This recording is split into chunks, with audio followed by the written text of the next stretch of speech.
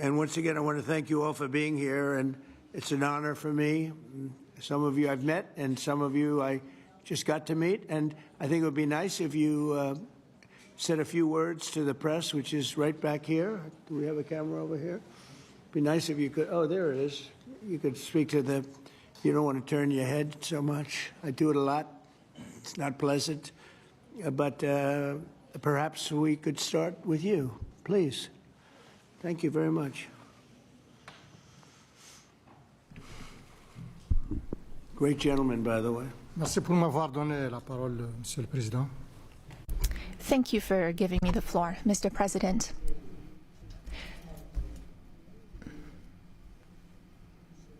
First of all, I would like to thank you, Mr. President Trump, for inviting us to come here today. I'm President Ghazouani, President of the Islamic Republic of Mauritania. Thank you, Mr. President, for this invitation and the invitation you sent to the other colleagues present here today. This is a very strong message from you, and we are receiving this message very well. This is a message of interest that you're sending to us, and it's a message that you're sending to the whole of Africa. All of this is generous on your part. We are receiving this, and we accept this message from you.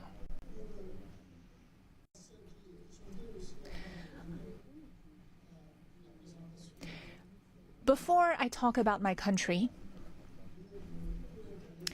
I would like to let you know that we are delighted to see President Trump's commitment to our continent. Mr. President, in the short time you've been back in office, the last few months, you came to the rescue for peace. You did it in Asia with Pakistan and India. The war sort of started, and if it had gone on, the consequences could have been a real disaster.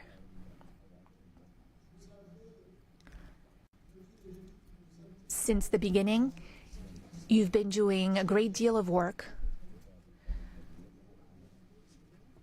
on the war in Europe, that is the conflict between Russia and Ukraine.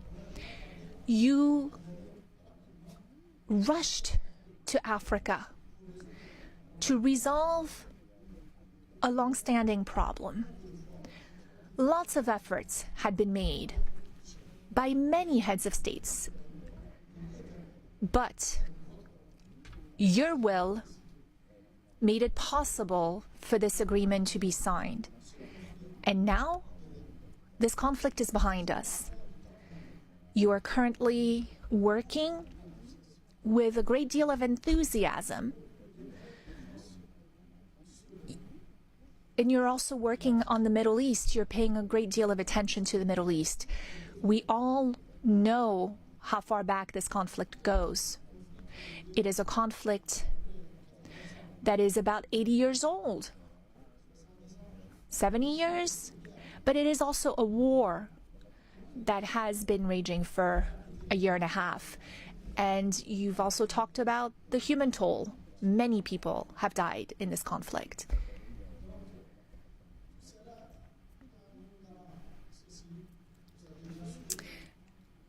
Of course, you also stopped the war between Iran and Israel. That could have been a real disaster for the region. It's a sensitive region to start with. Your work in favor of peace has been tremendous, and we are also very interested in supporting peace in the same way. When there's no peace, like you said earlier today, when there is no peace, a lot of other things are lacking. When there's no peace, it is difficult to have prosperity. It is difficult to have calm, to have a sense of quietness. It's hard to sleep. It's hard to go about your business every day. You understand that well, Mr. President, and you're working on this. So thank you. Moi, je suis président. I am the president of Mauritania.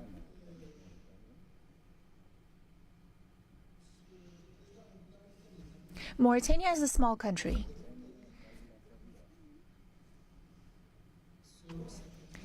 Depending on the criteria you apply.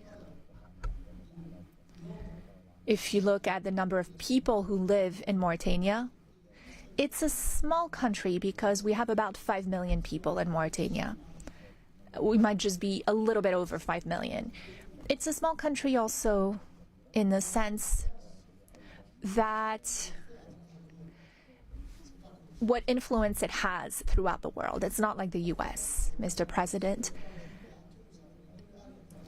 Internationally, we understand that our weight, our influence is not that great, and we have no complex about this.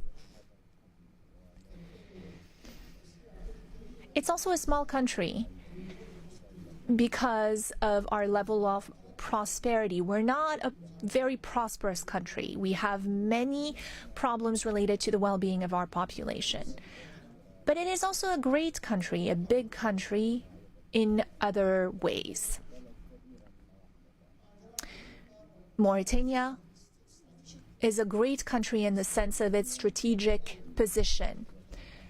It is on the Atlantic coast, which makes it a neighbor to the US. It is what unites North Africa and Sub-Saharan Africa, or what links the two. That is its strategic position, but also in terms of resources. We have a great deal of resources, many, many resources, and we have a lot of opportunities to offer in terms of investment. We have minerals, rare earths, rare minerals. We have manganese. We have uranium. And we have a good inclination that we have lithium and other minerals. We're the second largest producer for the last 60 years in Africa of iron ore. We produce a lot. And we have a lot of resources in our seawaters, so lots of fishing and whatnot. I don't want to spend too much time on this.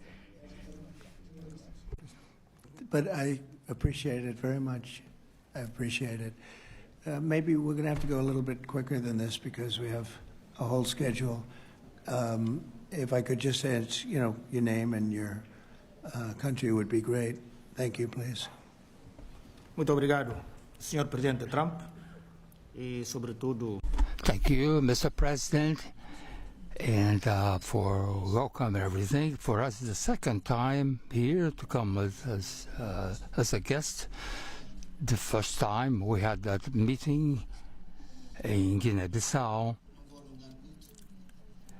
but I will not talk so much. But Guinea-Bissau is a peaceful country, and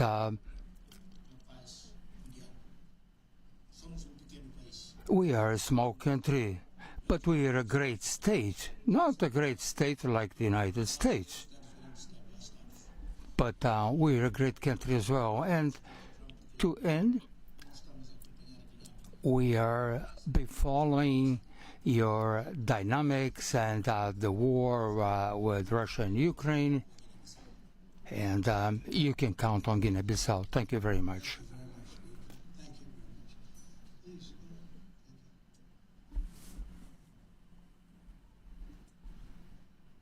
Thank you, Mr. President. First, let me congratulate you for the recent celebration of your 249th anniversary. We did in Liberia at your embassy. Mr. President, we thank you for this opportunity to be here. Liberia is a longtime friend of the United States, and we believe in your policy of making America great again. And we also go a long way with you,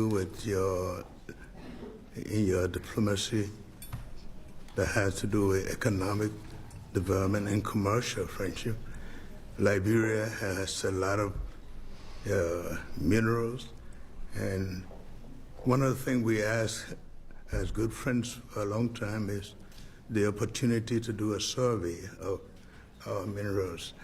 And also we are committed to peace, and we've been very lucky within our region. We are a country that have had a series of democratic elections, and our country had been cooling down. And also we want to encourage American involvement in the investment in Liberia. Yeah. We'd like to see that happen.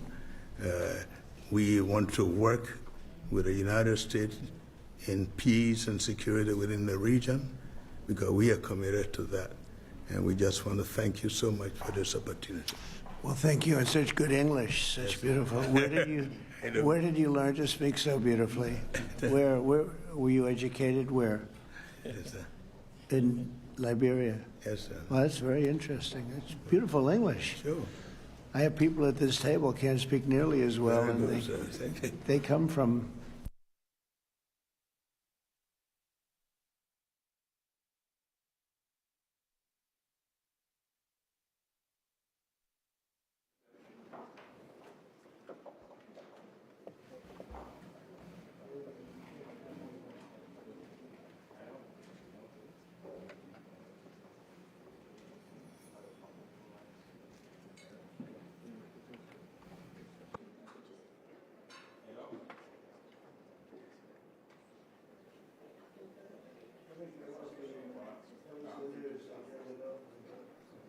Mr. President Trump,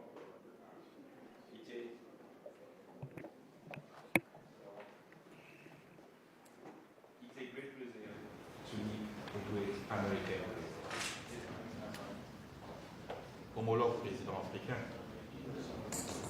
Je voudrais avant tout remercier ici officiellement No microphone for the speaker. le travail d'amitié entre nos différents pays. No interpretation. Parce qu'aujourd'hui, le président Trump There's no microphone for the speaker. est la fierté du monde entier. Dans plusieurs domaines, le domaine économique, Still no microphone for the le speaker. domaine politique. Et au niveau diplomatique, je salue. les Could you efforts- turn that on? Yeah. Just press it. There you go. Yes. Et au niveau diplomatique, je salue I would like to commend you, Mr. President, for the success you had in reaching a peace agreement between Rwanda and the DRC. Africa is a vast continent that has many problems, and we truly count on you for your assistance in Sudan and in the Sahel, because no investment can be made when there is a war. For investment, you need peace. The other heads of state who are here with me represent countries that are at peace, and that has been the case for some time.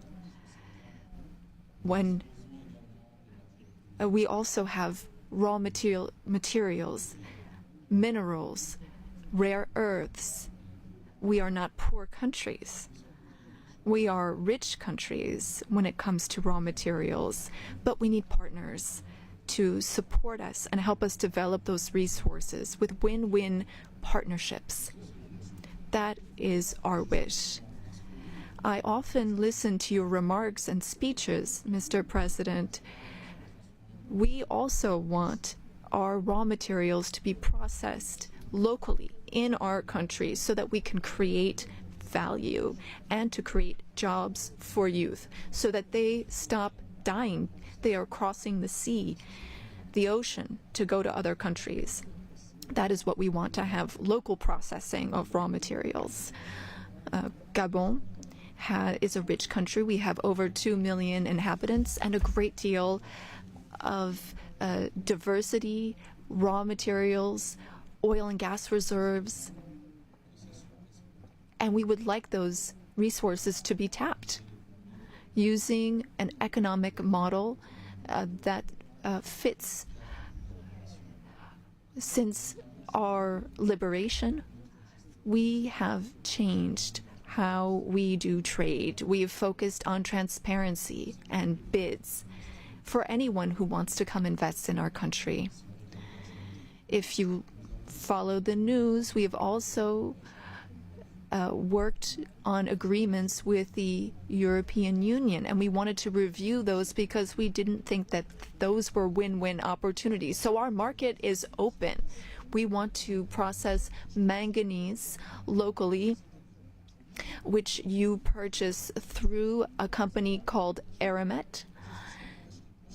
And I'm sure that it's more expensive compared to when you can come and buy it directly from us.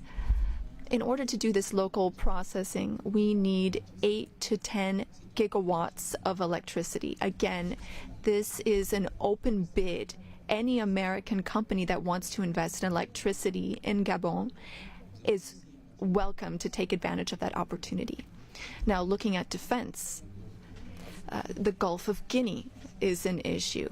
There is maritime piracy in that area, and we want to work together to stabilize it. You said you had the best equipment, the best military equipment, and that's what we'd like to have so that we can stop maritime piracy in the Gulf of Guinea. We can't do it alone. We need a reliable and strong partner that is committed and that takes real steps, real action. We also need to be pragmatic, and that's what you are. And I'm a general, and I am too. I'm pragmatic. I like it when things move quickly. Our country is free, open to one and all. You are welcome to come and invest. Otherwise, other countries might come instead of you. Thank you. Good job. Thank you very much. Appreciate it. Okay. Merci, monsieur. Thank you so much, Mr. President. I would like to thank you for this invitation. It is an honor for us to be here at the White House and to have this opportunity to speak with you about the new partnership that you are putting in place with Africa, particularly for investment. I also wanted to commend you for your commitment to peace throughout the world and the incredible diplomatic success that you had with the DRC, as my colleagues mentioned. You said that this put an end to a long war that claimed many lives, and thankfully, you were here to put an end to this 30-year war. I also wanted to express that Africa supports all efforts to bring back peace to Sudan, Libya, and in the Sahel. Mr. President, as you've seen, you can only do business when there is peace and security, and you build peace everywhere in the world so that there can be better investments. The entire world is grateful to you for this. Now, with respect to my country, Senegal, I've been president for some 15, 16 months now, and I want to reassure all American investors about our country's political stability and our favorable regulatory environment, which we are continuously improving upon in order to attract more investment. I wanted to speak about two projects that I think are an exceptional opportunity. I will speak about the U.S. Ecological Survey, which can help assess the potential of the minerals in our country. And thanks to American companies, we've been able to discover oil and gas. Some 950 billion cubic meters of gas that we can tap into in order to support our economy. And again, here we were able to do this with an American company. Another project I'd like to mention, and again, I would like to invite American investors to take part in this. It's for a digital city. We identified a space within the city of Dakar. It has a view of the sea. It's on some 40 hectares, and this is a great opportunity for American tech companies to come in and make Dakar a tech city open to Africa. I was wondering what your secret was for resolving all these complex crises, and I know you are a tremendous golf player. Golf requires concentration and precision, qualities that also make for a great leader. Senegal has exceptional opportunities to offer, including in the area of tourism. So perhaps an investment could be made in a golf course in Senegal. It would just be 6 hours by flight from New York, from Miami, from Europe, or from the Gulf, and that would be an opportunity for you to show off your skills on the golf course too. Thank you for your attention, sir. Nice. It's some way to show off my skills. It's a long trip to show off my skill, but that's really nice. And he's led a very interesting life. He looks like a very young person. He's a little older than he looks, but a fantastic job. He was treated very unfairly by his government, and he prevailed. And so congratulations on that. Really, congratulations. It was a great job. And you've all done a fantastic job. And so we'll be talking to you as we have the meal. Do you want to ask any questions, please? Where's my reporter from Africa? There you are. How are you? I'm fine, thank you, Mr. He's President. very famous in Africa. Okay? You did it. Thank you, thank you. Thank you. I have one question for the African presidents and one question for President Trump. As you can see, Mr. President Trump, all the African presidents are very happy with your efforts to bring peace in the Democratic Republic of the Congo. My question to you is, today you are making history by receiving 5 African presidents and showing the interest of the United States to collaborate and to work close with the African nations. African continent is watching, African youth is watching, and this new approach that your administration is taking to deal with African nations, not only based on help, but in doing business that everybody can win, is really much appreciated for all the Africans. My question is, are you planning, Mr. President, in the future to travel to Africa to see firsthand all those countries in Africa, all those potential that those countries have? And for the African leaders, my question is, as you can see, President Trump is working to bring peace not only in Africa but also in the world. Are you all considering to nominate President Trump for a Nobel Prize Peace? That's a very nice reporter. I got to meet her 2 weeks ago when we had the Congo and Rwanda, and we had some other people up from Africa, and I was the first time, but that's a very nice, I appreciate the questions, very nice actually. Would you like to, at some point I would like to go to Africa, absolutely. We're going to see what the schedule is, but at some point I would like to do that very much. Would you like to give a fast answer, please? Thank you very much. Of course, we are supporting you. Microphone, please. Microphone, please. Of course, on soutient cette dynamique pour. We are in favor of this dynamic for peace. We are very committed on peace. I am the first head of state who went to Russia and who went to Ukraine, both since the start of the war. I held the presidency of ECOWAS, and I went to see Mr. Putin. We spoke for 4 hours, and then I went to Ukraine. I spent 12 hours on a train to speak to President Zelensky. But now the weight of President Trump is something else altogether. We are with you. We are behind you to see what we can do to help bring peace back. No one wins when there's war. So you have our support so that we can bring peace back. Thank you. Thank you very much. Appreciate it. Go ahead, please. Thank you, Mr. President Trump. Thank you for your questions.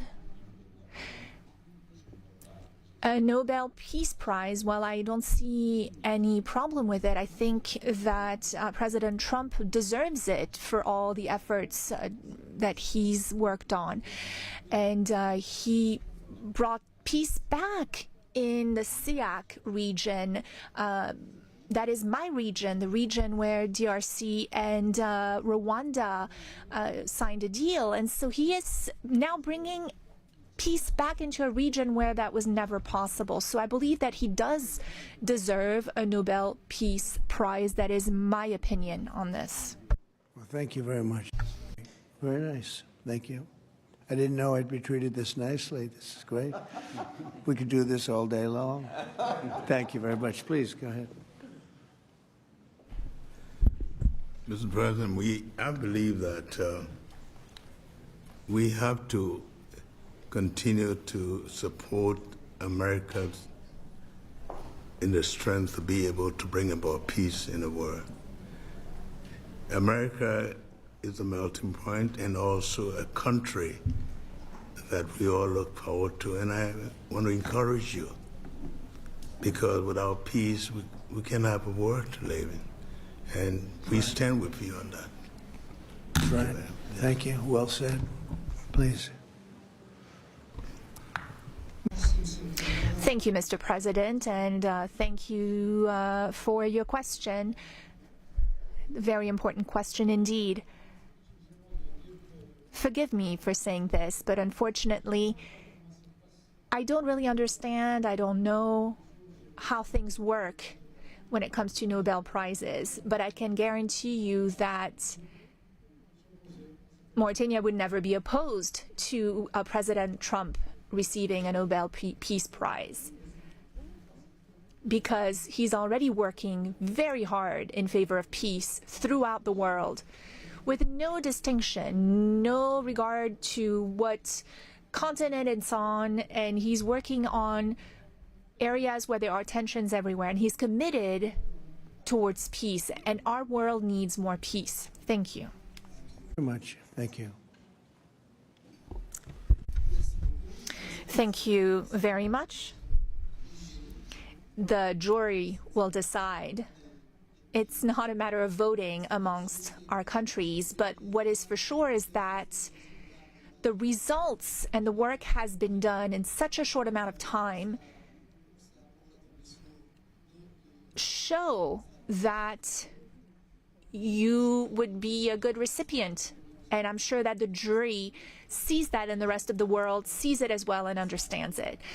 When the time comes, I think everyone will see that it is a deserved prize. Congratulations on what you've done so far. If we took a poll, I think you would be very far ahead in those polls. It's very nice. All of you, thank you very much. I appreciate it. Peter? Thank you, President Trump. James Comey and John Brennan, now under criminal investigation related to the Trump-Russia probe. Do you want to see these two guys behind bars? Well, I know nothing about it other than what I read today, but I will tell you, I think they're very dishonest people. I think they're crooked as hell, and maybe they have to pay a price for that. I believe they are truly bad people and dishonest people. So whatever happens, happens. And now, a few weeks after the strikes that you ordered on the nuclear facilities in Iran, there is an Iranian official who says you, President Trump, have done something that he can no longer sunbathe in Mar-a-Lago. As you lie there with your stomach to the sun, a small drone might hit you in the navel. It's very simple.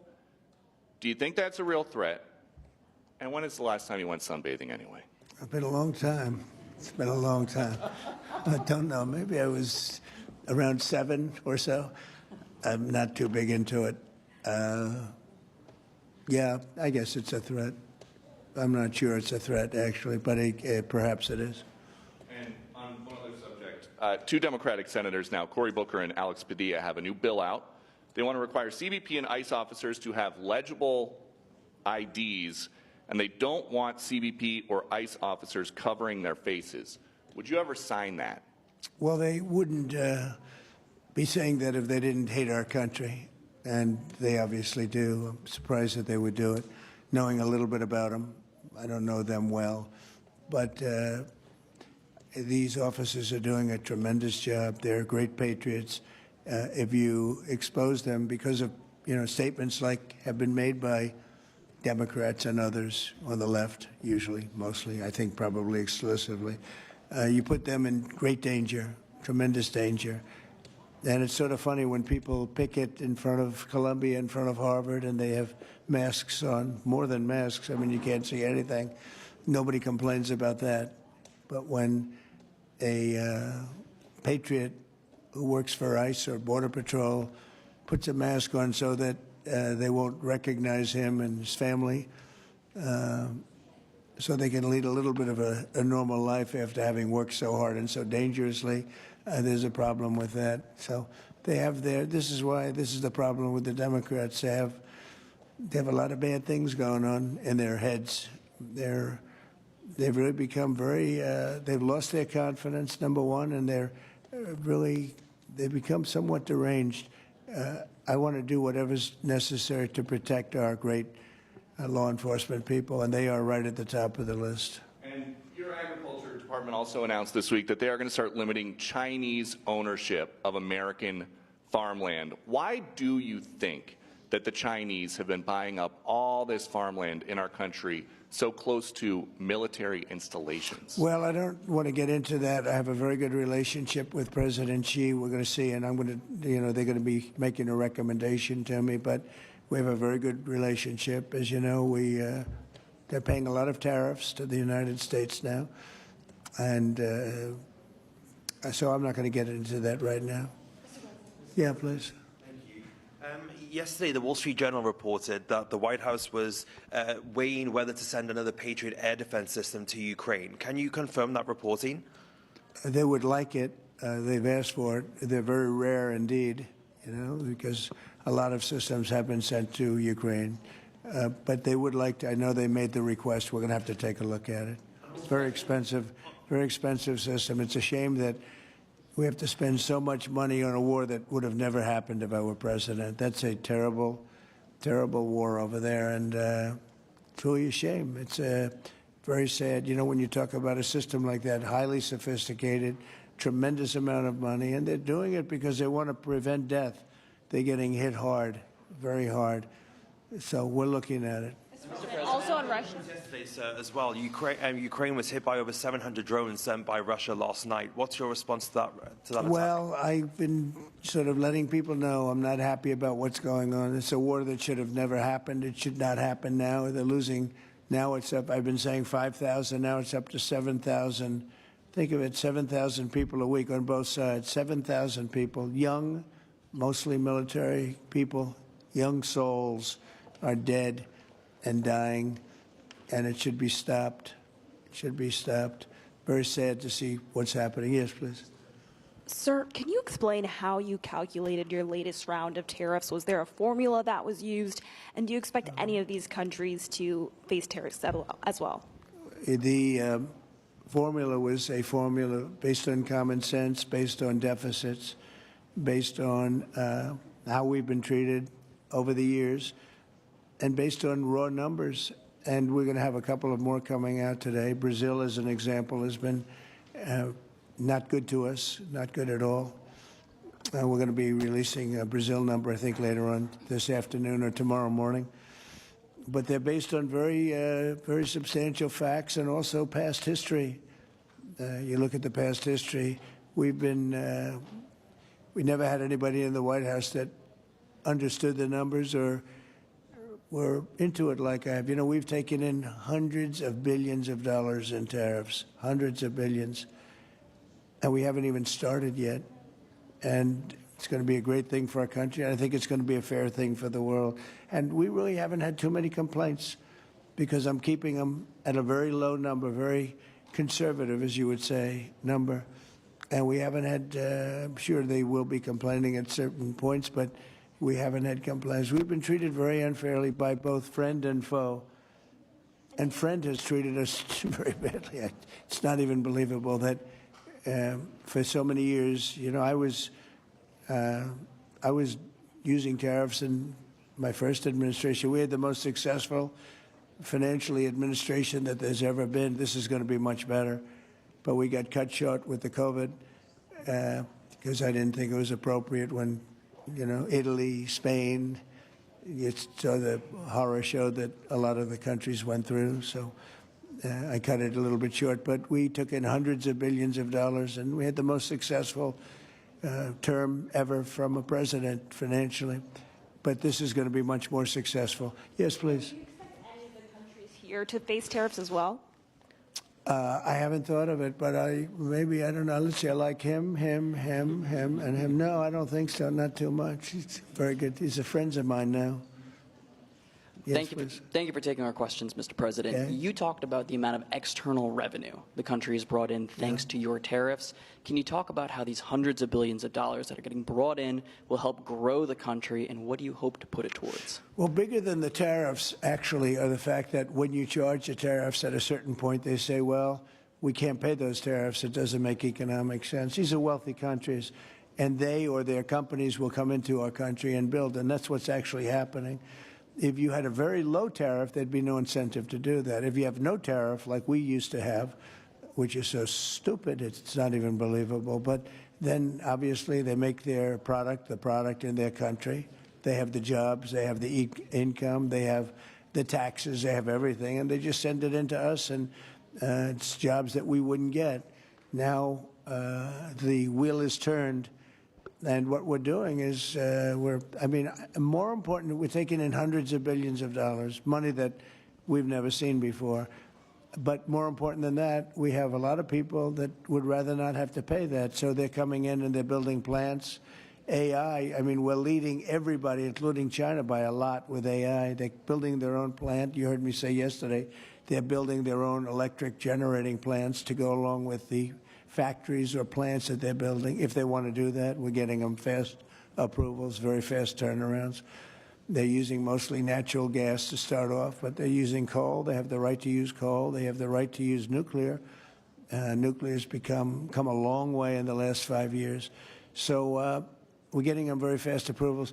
We have factories and plants building at a level that we've never had in this country before. Yeah. And secondly, a study from the Council of Economic Advisors. You put it on Truth Social yesterday. It showed that your assessment that tariffs would slow inflation was accurate, and that the prices of imported goods since February has fallen. That your assessment was right, the critics were wrong. Why do so-called experts continually misread your economic policy, sir?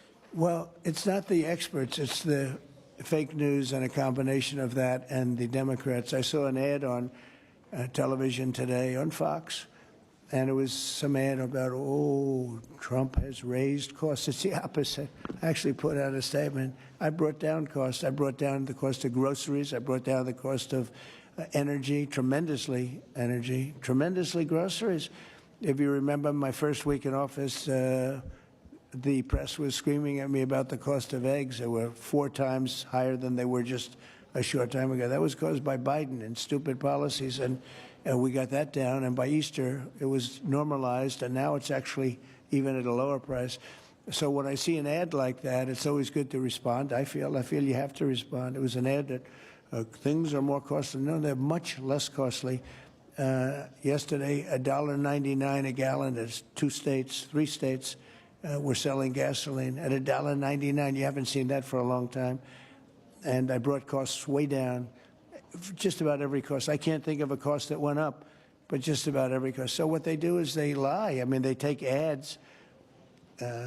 You'd almost think that the advertising station would stop it because they know it's wrong. It's such a lie. All you can do is say it's a lie and explain it. I guess I have the ability to explain it at conferences like this, so I like to take advantage of it and do it. But costs are substantially down under the Trump administration.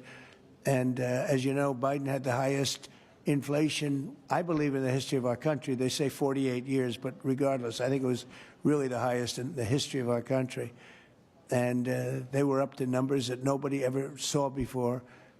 And we have inflation now totally under control. We have a Fed chairman that, if he was doing his job properly, would lower interest rates. But we're bullying through even that. We're doing so well, it's not having that kind of an impact on us. But you want to see a rocket ship? We should have the lowest interest rates, because without us, there's nothing. And we have a strong country now, and we're taking in a lot of money. And other countries aren't even complaining. They got away with murder. They took advantage of a lot of very stupid people that sat in the seat, very stupid people, or people that didn't understand business or something was going on. But hard to believe that they got away with it for so many years. But now, and I'm treating them very fairly. Again, we have countries with tremendous deficits with us, where we have, where we essentially lose a lot of money. And we are changing that around very rapidly, and I think it's about time somebody did it. Sir, President? Yeah, please. Sir, yesterday you said that you were not sure who ordered the munitions halted to Ukraine. Have you since been able to figure that out? Well, I haven't thought about it, because we're looking at Ukraine right now and munitions, but I have not gone into it. What does it say that such a big decision could be made inside your government without you knowing? I would know. If a decision was made, I will know. I'll be the first to know. In fact, most likely I'd give the order, but I haven't done that yet. Yeah, please. Can I ask how your meeting with Netanyahu went over the last couple of days, and how realistic do you think a ceasefire is this week? Well, we're talking about Gaza for the most part. I think we have a chance this week or next week. Not definitely. There's nothing definite about war and Gaza and all of the other places that we all deal with so much, but there's a very good chance that we'll have a settlement, an agreement of some kind this week, and maybe next week if not. On Africa as well, sir. The African Growth and Opportunity Act, which has been central to many sub-Saharan countries having access to the U.S. market, that's due to expire in September. Are you hoping to extend that beyond it? Well, we'll take a look at that. Yes, please. Thank you. That's up to Congress to take a first crack at. We know that program's been in place for about 20 years, and at the end result of that, we see a lot of other countries operating in Africa. We still see a lot of tariff and non-tariff barriers in Africa. So I think any discussion about that act would also have to think about how we address those kinds of barriers. Yeah, Peter. President Trump, in Alvarado, Texas, a few days ago, 10 people wearing all black allegedly set off fireworks outside an ICE office to lure the officers out so they could ambush them, shoot at them. They had guns and vests and two-way radios. Do you think that this was an isolated incident, or do you think there's a national threat of a left-wing militia that is targeting ICE and CBP? Well, I think you have some very stupid people in the left who have some money that are making it available to these people, because you look at the guns they had, they were brand new. You look at even the clothing they were wearing, it looked like it just came out of some military shop. So you have some very stupid people that, if anything ever happened, they'd be the first to go. They don't understand that. They'd be the first to go. They'd be the first ones hit. But there is money being put behind people. When you look at the weapons they have, the newness of the weapons, rifles that just came out and they have the latest model. So there's something going on, and we'll get to the bottom of it. And what do you think the penalty should be for these people who are, if they are found guilty, for people who shoot at ICE officers? Very, very stiff. Very stiff. A long time in jail, a long time. And one got hit yesterday in the neck, and he fortunately is going to be okay, but he got hit yesterday in the neck. No good. And what would you think if I read you a quote from a lawmaker who says about ICE to abolish it, to treat them as criminals or anything that is inappropriate and outrageous? And I told you that that was Democrat John Fetterman. Wow. It's, by the way, I assume when you read that, because you paused in the middle, you're going to have to read that again without the pause. Could you read that again, please? To abolish it, to treat them as criminals or anything that's inappropriate and outrageous. So he's saying that to treat the people that did the shooting is... Oh, okay, good. Because the way you read it, it really was the opposite. That's okay. That's all right. I think that's what he meant. No, the new John Fetterman is exactly what you said. He's right. He's right. And we have to protect our police officers, and we will. And we have been... if you saw the stats released by the FBI the other day, the murder rate's way down, the lowest it's been in a long time, and that took place over the last 6 months. For the last 6 months, murder, it's a hell of a subject to have to talk about, but murder is way down at almost getting to be modern-day records. So that's despite the fact that we have a lot of people that came into the country that shouldn't be here. Mr. President? Yes, please. So two questions, one on tariffs, the other on the IRS. Yeah. On tariffs, China is reportedly softening their impact on U.S. tariffs in Africa, announcing last month that they would halt charges on imports for nearly all of its African partners. Good. Does this move by China influence your thinking, your approach to tariffs on the continent? Well, we treat Africa great in many different ways, including with tariffs. But, parts of Africa charge us tremendous tariffs, as you know. And they're going to be dropping those tariffs. They've already informed me they're going to be dropping those tariffs. But we treat Africa far better than China or anybody else, anyplace else. Yeah. And on the IRS says that churches can now endorse political candidates.